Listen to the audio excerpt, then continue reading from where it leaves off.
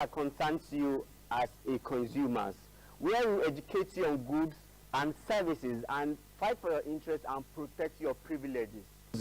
The commission, does this. We do investigate bank. So when you lodge a complaint with the bank and after 2 weeks, maybe you didn't get a response or you are not satisfied with their resolution. TSTV, connecting your.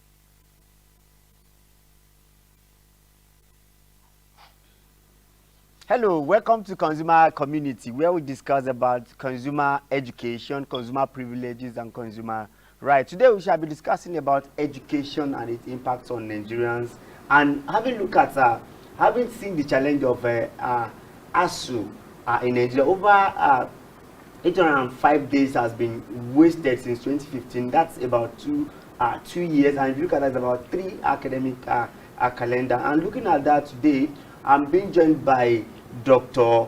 Mustafa Mohammed Jamil, a lecturer at Rudin University, Moscow in Russia. Thank you for joining us today. Thank you for inviting me. It's glad to have you here in this studio. I hope the weather is there any difference between Russia and Nigeria? Likewise, it's my pleasure to join you on the studio today. And I say good day to Nigerians anywhere they're watching us from all around the world.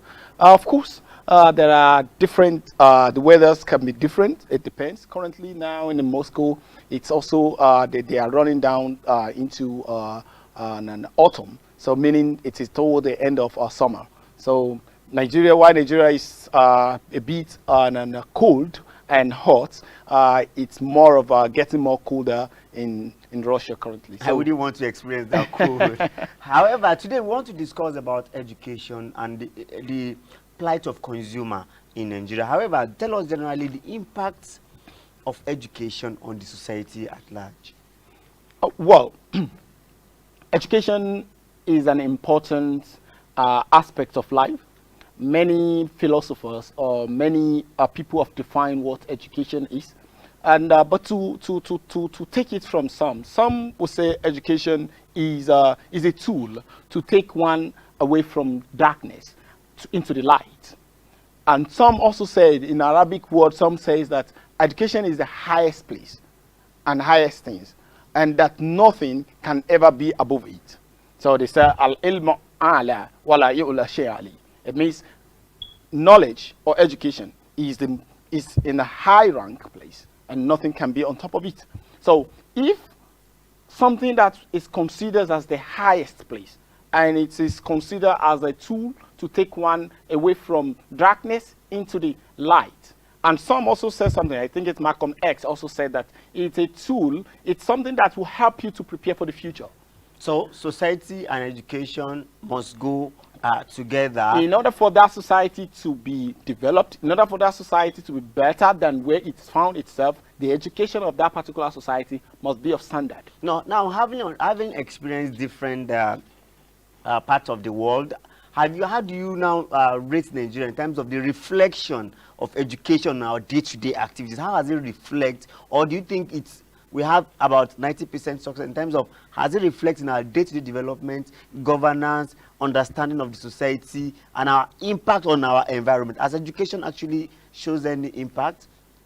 Honestly, this part of question is one of the most hardest one to answer, and it's also one of the most easiest one to answer if one can be, if we'll be sincere with one another. The reality is that Nigeria is not really there yet. Right. It was, some would say it was, based on how the society was in about 50, 40 years ago.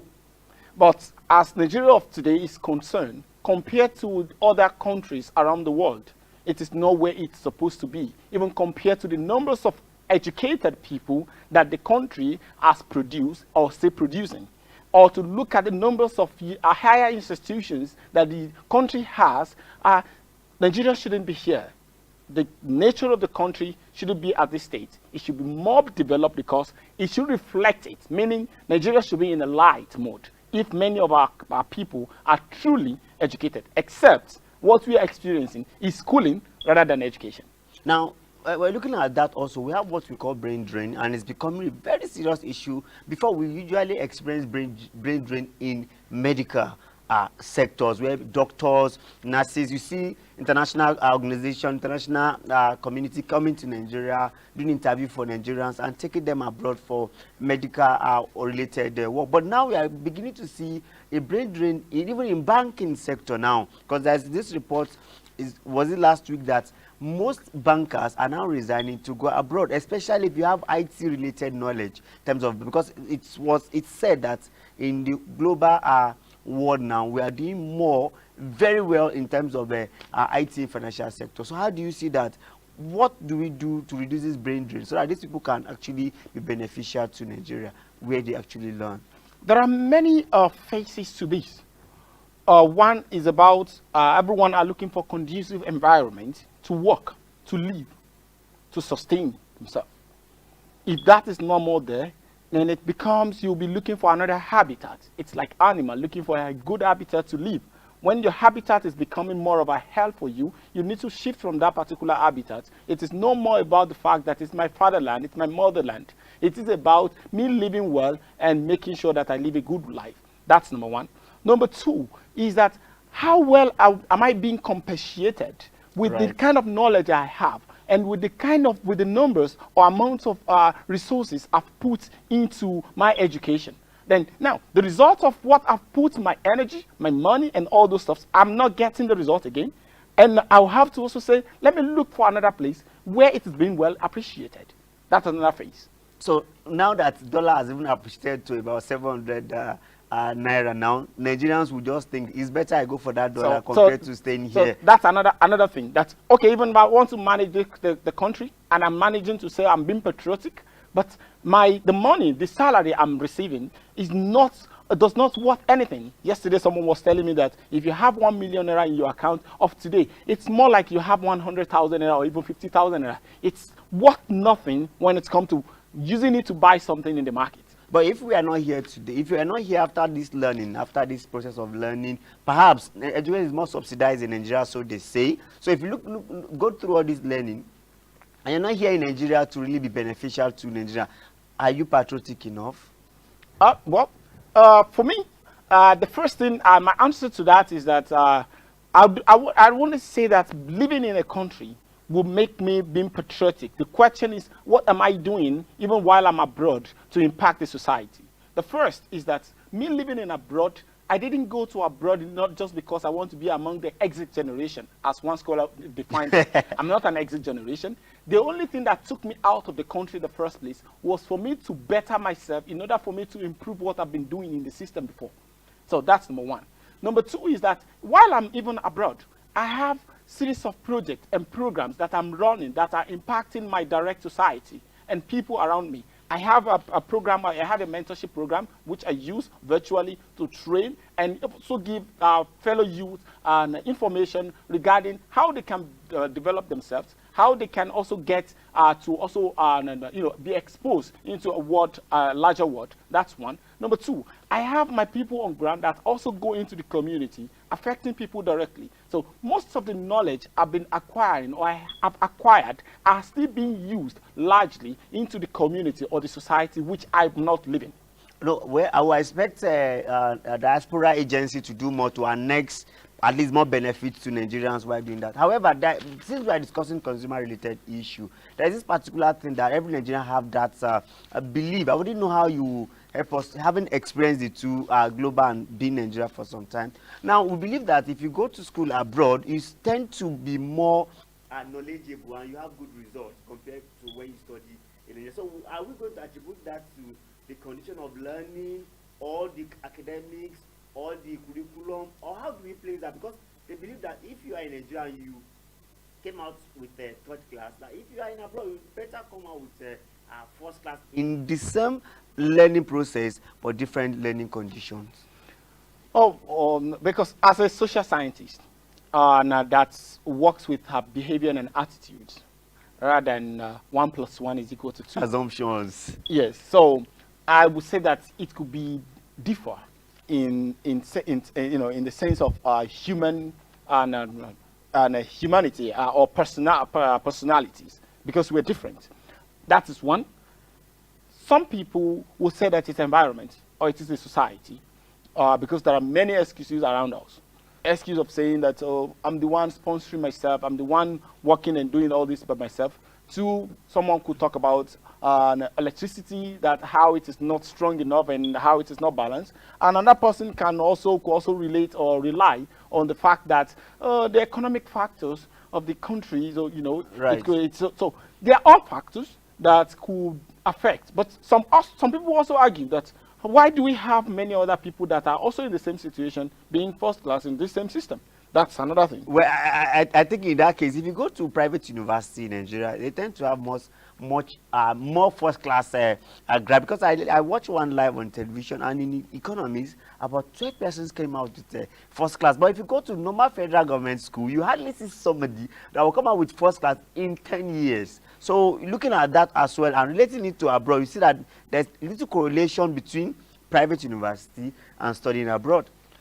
I wouldn't want to delve into a conspiracy theory regarding what is happening in private universities of Nigeria, but I will still say a bit about that today. When we talk about abroad, even in abroad, it is not everyone, it is not even up to 20% that usually get that particular first class. Getting first class comes with a lot of things. It comes with you living your entire time, devoting it into something. It comes with how much you understand and you get that particular thing. So first class is also not being shared anyhow in the abroad. But comparing to private universities in our country today, it seems that there's no respect for that particular edge again. And many have been talking about the issues surrounding that. That maybe, we've seen what's happening in private secondary school and those, what have you, how the students tend to get straight A's in WAEC and all those stuff. To even stop that, because I recall when I was in primary school, I remember that there would be a class of mark, whereby we have first, second, third. Someone can even go out with 20th position, and that reflects true knowledge of it. But if you go to private school now, see that every student in that class comes out with first. I now wonder, how was the yardstick that you used to judge this? Perhaps if you see the result, I find it difficult personally when any of my word comes with result. I would look at it. How will you score everybody like this? Perhaps if you go to the next person, the same first. So how do we really measure true level of education in this case? So private school itself, I think there is need for more monitoring on what they are giving out, because it's becoming something of they want to project themselves as the best universities and having more first class or better results by the student in order for you to bring more students into their school, attracting more. We won't blame them. We will still blame the government partly about the fact that they failed to project the government universities with the one that has all the necessary resources and have quality teachers and all those resources there. They fail to project it much more better. More challenging is that if you go to this private primary school, let's look at that level of education, you discover that most teachers there are not even qualified. If they have about 20-25 teachers, you may only see 5 people that have College of Education certification to go with. And this is a but you cannot go to any government school that you not see qualified teacher. Hence, people still prefer to take their child to that same private school. And if you go to a country like Rwanda, private school is even more discouraged. You don't even want to establish a private school because you may not see students in your school. So it's a very big issue that government school in Nigeria will avoid it for private school, whereby we expect government to have the requisites and the standard as it were, but it's not the same thing. While we will talk about the problem of the government, or the problem of the people not taking their students, their kids to the kids, right, we also look at the problem of the government also as well. So when we talk about quality education in Nigeria, it's important for us to know that we're all stakeholders in it. The parents are stakeholders, the teachers are stakeholders, the government are stakeholders. And every stakeholder must own or take on their responsibility, right, do it correctly in order for us to achieve a better education in Nigeria. Right. So when we talk about why people are taking their kids to the private universities or private colleges or secondary school, we've seen how the secondary school one, we've seen what is happening. It's becoming more about marketing becoming more about the profit, it's becoming more about It's those much things. more profit So, oriented indeed, yes. So they need that. So if they are even focusing on that and providing a quality education and having quality teachers there, nobody will be bothered about that, because originally, why should education be free in the first place? Why should education be free? That's a question Nigerians wouldn't like to answer. No. We should be sincere with one another. What I will tell you that education is different from schooling. Literacy, you can have it anywhere. It is not about going to a university. It is not about going to a secondary school. The only thing we know that the government owe it to you to have basic education. That is, to have from primary to universal basic education, GSS 3. That's what government actually owns. All around the Nigerians. world, the government only owe you basic education. Higher education is a responsibility, a choice, because it is not a certificate of success. We have to get to a point where we take that thing down. Pushing higher education or certificate, we've turned to a certificate environment and a certificate society, when that particular certificate are not even doing anything. It is not the certificate that will work. It is the person that is behind the certificate that will do the thing. Interesting. But in Nigeria, we expect it to be free to an extent, So and I think nowhere in the world, nowhere. Some people will give examples. Some people will say why Finland is doing that. The question we'll ask you is that what is the population of Finland? right. What is the population? Population of Finland is not even up to 10% of Nigeria. That's quite interesting. So it's a Nordic country. Most Nordic countries, the way they even work on the population, giving birth or even allowing people to enter their country, because It's it is well controlled. It is not a tourist country that you say anybody is going, I'm going for tourism. Who are you visiting? What are you visiting? What's your business in my country? Why are you there? All right, thank you. We'll be speaking and dissecting the issue of consumer and education with Dr. Mohammed Jamiu from Rudin University, Moscow, Russia. So we got a breather now. We look forward to see you again. Thank you for being part of this program. When you fall in love with the journey, everything else takes care of itself. I told them I'ma do it, I saw it in a dream. They say me we no sabi anything. Now I'm living that dream. Now I'm living that dream. Now I'm living that dream. That dream. I said realest in the game. Now they know my name, but they still want to do like say I lame. Cause I'm living that dream. Cause I'm living that dream. Cause I'm living that dream. Welcome to the journey. Glamour, entertainment, lifestyle. You're onto the journey. Said welcome to the journey.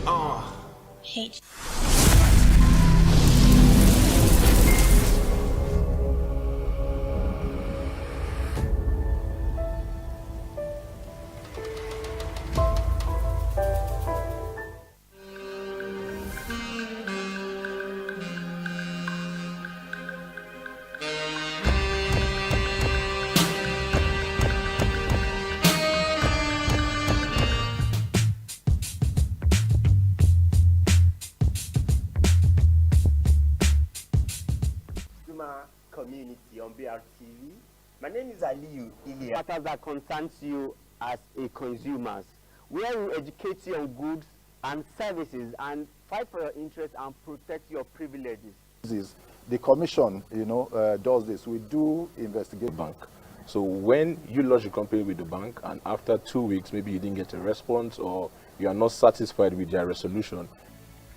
TSTV, connecting your world. Welcome back to Consumer Community, where we'll be discussing your rights, your privilege, and all you need to know about consumer protection. Today, we've been joined by Dr.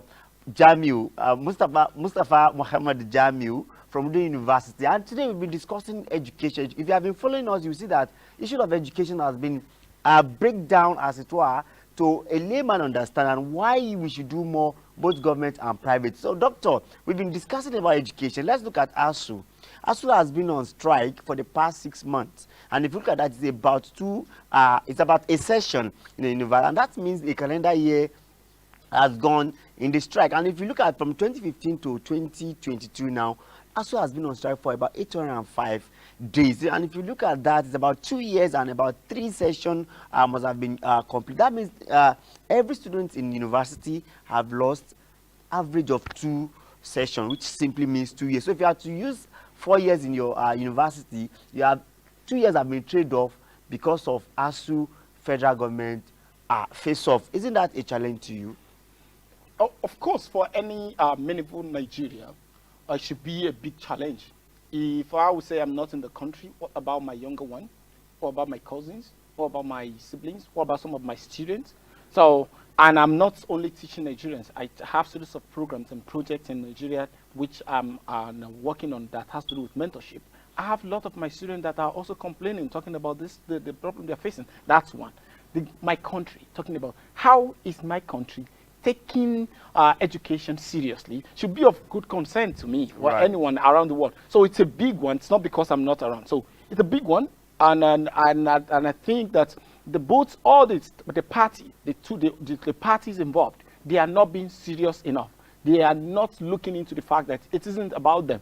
It all goes down about governance. And it means that they don't even know the essence of governance. If they know the essence of governance, they will know that they are playing with the future of the youth that are going to take over or that are supposed to be the major reason the government itself is working. These leaders in government also pass through this university before they become what they are today. Perhaps, what do you think? Haven't they, because I haven't passed through the education system, they should be able to better the perhaps if you look at some would say argue that maybe because the leader has education did not pass through, maybe perhaps he went through military but it's still education and it's still teacher that teaches them. So what's the problem between the federal government and ASU that cannot be settled, that people have lost this level of years? Well, because I'm not in their system.